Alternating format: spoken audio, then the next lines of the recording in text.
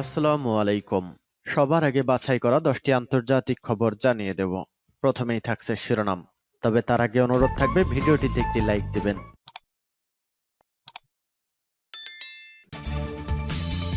জানিয়ে দিব হাতে থাকা সর্বশেষ আপডেট আন্তর্জাতিক সংবাদ। প্রথমেই সংবাদ শিরোনাম। গাজার উত্তরাঞ্চলে অস্থির রোগের একমাত্র চিকিৎসক ইসরায়েলি হামলায় নিহত। এরপর জানিয়ে দিব অভিষেকের প্রথম দিনই রাশিয়া ও ইউক্রেন যুদ্ধবিরতিতে পৌঁছাতে চান ট্রাম্প। এদিকে দামেস্কের কাছে ইসরায়েলি বাহিনীর অতর্কিত হামলা। এরপর জানিয়ে দিব ট্রাম্পের শপথ অনুষ্ঠানের আগে ইউক্রেনে হামলা জোরদার রাশিয়ার। আরও জানিয়ে দিব থাইল্যান্ডে উৎসবের মধ্যে বোমা বিস্ফোরণ, নিহত ৩। সর্বশেষ জানিয়ে দিব 18,000 ভারতীয়কে তাড়ানোর পরিকল্পনা ট্রাম্পের। এতক্ষণ শুনছিলেন সংবাদ শিরোনাম, এবারে বিস্তারিত। তবে অনুরোধ থাকবে ভিডিওটিতে একটি লাইক করবেন এবং কমেন্ট করে জানিয়ে দিবেন কোন জেলা থেকে আপনি আমাদের এই ভিডিওটি দেখছেন। গাজার উত্তরাঞ্চলে অস্থির রোগের একমাত্র চিকিৎসক ইসরায়েলি হামলায় নিহত। সাইদ জৌদেহ পেশায় চিকিৎসক, থাকতেন ফিলিস্তিনের গাজার উত্তরাঞ্চলে। বলা হয় ওই অঞ্চলের মানুষের জন্য অস্থির রোগের একমাত্র চিকিৎসক তিনি। বৃহস্পতিবার ইসরায়েলের ট্যাঙ্কের গোলার আঘাতে নিহত হয়েছেন সায়েদ। ফিলিস্তিনের সরকারি কর্মকর্তারা চিকিৎসক সায়েদের মৃত্যুর বিষয়টি নিশ্চিত করেছেন। হামলার সময় তিনি কর্মক্ষেত্রে যাচ্ছিলেন। গাজার উত্তরাঞ্চলের কামাল আদওয়ান ও আলাওয়াদা হাসপাতালে শল্য চিকিৎসক হিসেবে কাজ করতেন তিনি। ইসরায়েলি সামরিক বাহিনী বলছে তারা এই ঘটনার বিষয়ে কিছুই জানে না, তদন্ত করে দেখা হচ্ছে। অভিষেকের প্রথম দিনই রাশিয়া ও ইউক্রেন যুদ্ধবিরতিতে পৌঁছাতে চান ট্রাম্প। যুক্তরাষ্ট্রের নবনির্বাচিত প্রেসিডেন্ট ডোনাল্ড ট্রাম্প অভিষেকের প্রথম দিনেই ইউক্রেনের সঙ্গে রাশিয়ার যুদ্ধবিরতিতে পৌঁছাতে চাইছেন। একটি সূত্রের বরাতে মার্কিন টেলিভিশন সংস্থা এনবিসি এ তথ্য জানিয়েছে। প্রতিবেদনে বলা হয়েছে ট্রাম্পের টিম ইউক্রেন ও রাশিয়ার মধ্যে একটি যুদ্ধবিরতির মধ্যস্থতা করার জন্য কঠোর পরিশ্রম করেছে। এটি শান্তি আলোচনার পথ প্রশস্ত করতে পারে। ট্রাম্প বারবার বাইডেন প্রশাসনের সংঘাত মোকাবেলা পদ্ধতি এর সমালোচনা করেছেন। তিনি দাবি করেছেন হোয়াইট হাউসে তিনি দায়িত্বে সংঘাত থাকত না।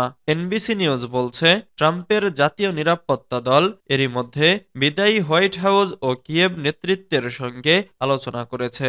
ভাইস প্রেসিডেন্ট জেডি ভ্যান্স এবং ইউক্রেন বিষয়ক বিশেষ দূত কিট কোলগ গত সপ্তাহে ভ্লাদিমির জেলেনস্কির চিফ অব স্টাফ আন্দ্রে ইয়ারমাকের সঙ্গে সাক্ষাৎ করেন। এদিকে বিদায়ী প্রেসিডেন্ট জো বাইডেনের জাতীয় নিরাপত্তা উপদেষ্টা জ্যাক সুলিভান তার সম্ভাব্য উত্তরসূরি মাইক ওয়াল্টজের সঙ্গে যোগাযোগ করে প্রাসঙ্গিক তথ্য শেয়ার করেছেন বলে জানিয়েছে এনবিসি। তবে তারা যুদ্ধবিরতি বা সংঘাত অবসানের কৌশল নিয়ে আলোচনা করেননি বলে জানা গেছে। 20 জানুয়ারির অভিষেকের আগে বাইডেনের কোনো কর্মকাণ্ডে ট্রাম্প যাতে বিস্মিত না হয় তা নিশ্চিত করতেই এই আলোচনা বলে জানিয়েছেন নাম প্রকাশে অনিচ্ছুক এক জ্যেষ্ঠ প্রশাসনিক কর্মকর্তা। দামেস্কের কাছে ইসরায়েলি বাহিনীর অতর্কিত হামলা। সিরিয়ায় বাশার আল আসাদের পতনের পর দেশটিতে একের পর এক হামলা চালিয়ে যাচ্ছে ইসরায়েলি বাহিনী। কাতার ভিত্তিক সংবাদ মাধ্যম আল জাজিরার লাইভ প্রতিবেদনে বলা হয়েছে সিরিয়ার রাজধানী দামেস্কে শুক্রবার রাতে বিশাল বিস্ফোরণের শব্দ শোনা গেছে। সিরিয়ার রাজধানী থেকে আল জাজিরার সাংবাদিক রেসুল সেরদার বলেছেন দামেস্কের কাছে সামরিক স্থাপনা লক্ষ্য করে এবং তার আশেপাশে ইসরায়েল হামলা চালিয়েছে। সেরদার বলেন দামেস্কের কাছে সিরিয়ান আর্মির 4th ডিভিশন এবং একটি রাডার ব্যাটালিয়ন লক্ষ্য করে বিমান হামলা চালিয়েছে।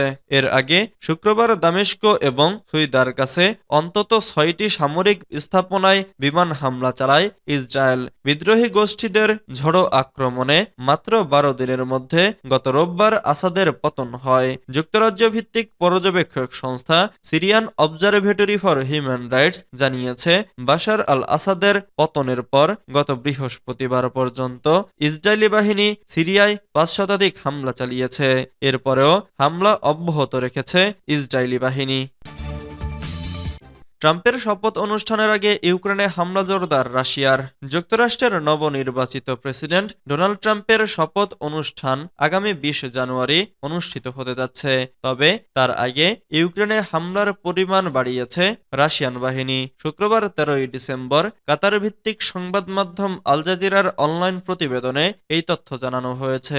রুশ প্রেসিডেন্ট ভ্লাদিমির পুতিন বলেছেন, দনেতস্ক ও লুহানস্ক পিপলস রিপাবলিক, খেরসর এবং জাপোরিজিয়া অঞ্চল থেকে ইউক্রেন বাহিনীকে অবশ্যই সরে যেতে হবে। পুতিন আরও বলেন, যত তাড়াতাড়ি কিয়েভ ঘোষণা করবে তারা এই সিদ্ধান্ত গ্রহণ করতে প্রস্তুত এবং তারা ন্যাটোতে যোগ দেওয়ার পরিকল্পনা বাদ দিয়েছে, তখনই আমাদের পক্ষ থেকে যুদ্ধবিরতি এবং আলোচনার নির্দেশ আসবে। তবে গত নভেম্বর ইউক্রেনের প্রেসিডেন্ট ভলোদিমির জেলেনস্কি তার বিজয়ের পরিকল্পনা জানান এবং ন্যাটোতে যোগদানের কথাও জানান। তবে ট্রাম্প ক্ষমতা নেয়ার পর ইউক্রেনে যুক্তরাষ্ট্রের সামরিক ও আর্থিক সহযোগিতা কমতে পারে বলে ধারণা বিশ্লেষকদের। গত ২৭ নভেম্বর রুশ বাহিনী ইউক্রেনের জ্বালানি অবকাঠামোতে ব্যাপক হামলা চালিয়েছে। ইউক্রেনের কর্তৃপক্ষের বরাত দিয়ে প্রতিবেদনে বলা হয়, সাম্প্রতিক দিনগুলোতে রাশিয়া ইউক্রেনে ১৫০০ বিমান হামলা চালিয়েছে। থাইল্যান্ডে উৎসবের মধ্যে বোমা বিস্ফোরণ, নিহত ৩। থাইল্যান্ডে স্থানীয় একটি উৎসবে ভিড়ের মধ্যে বোমা বিস্ফোরণে অন্তত ৩ জন নিহত হয়েছেন। এ ঘটনায় আহত হয়েছেন অন্তত ৪৮ জন। তাদের মধ্যে ৬ জনের অবস্থা আশঙ্কাজনক। শুক্রবার ১৩ ডিসেম্বর মধ্যরাতের দিকে উত্তরাঞ্চলীয় তাক প্রদেশের ওমফ্যাং জেলায় প্রতিবছর অনুষ্ঠিত রেডক্রস দৈলইফা মেলায় এ হামলার ঘটনা ঘটে। থাই পুলিশের বরাত দিয়ে বার্তা সংস্থা এপি ও স্থানীয় গণমাধ্যমের খবরে বলা হয়েছে, বিস্ফোরণের ঘটনায় সন্দেহভাজন ২ ব্যক্তিকে আটক করা হয়েছে। এক বিবৃতিতে ওমফ্যাং উদ্ধারকারী দল জানিয়েছে, একটি মঞ্চের পাদদেশে বিস্ফোরক নিক্ষেপ করা হয়। সেখানে উৎসবে আসা লোকেরা নাচগান করছিলেন। ইম্প্রোভাইজড এক্সপ্লোসিভ ডিভাইস বা তাৎক্ষণিক উদ্ভাবিত বোমা থেকে এই বিস্ফোরণ ঘটেছে বলে বেশ ধারণা করা হচ্ছে। উদ্ধারকারী দলের শেয়ার করা ঘটনার পর তোলা ছবিতে দেখা যায়, উৎসবের একটি এলাকায় মাটিতে ধ্বংসাবশেষ ছড়িয়ে ছিটিয়ে রয়েছে। ১৮,০০০ ভারতীয়কে তাড়ানোর পরিকল্পনা ট্রাম্পের। যুক্তরাষ্ট্রের প্রায় ২৮ লাখ ভারতীয় বংশোদ্ভূত মানুষ বসবাস করে। এদের একটি বড় অংশই অবৈধভাবে সেখানে রয়েছে। আর নবনির্বাচিত মার্কিন প্রেসিডেন্ট ডোনাল্ড ট্রাম্প শপথ নিয়েছেন দেশ থেকে অবৈধ অভিবাসীদের তাড়াবেন।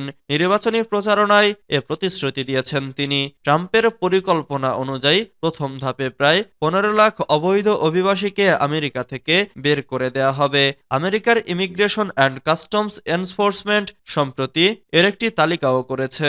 ভারতীয় সংবাদ মাধ্যম টাইমস অব ইন্ডিয়া জানিয়েছে, প্রাথমিকভাবে যুক্তরাষ্ট্রে অবৈধ অভিবাসীদের যে তালিকা করা হয়েছে তাতে রয়েছে প্রায় ১৮,০০০ ভারতীয় নাগরিকের নাম।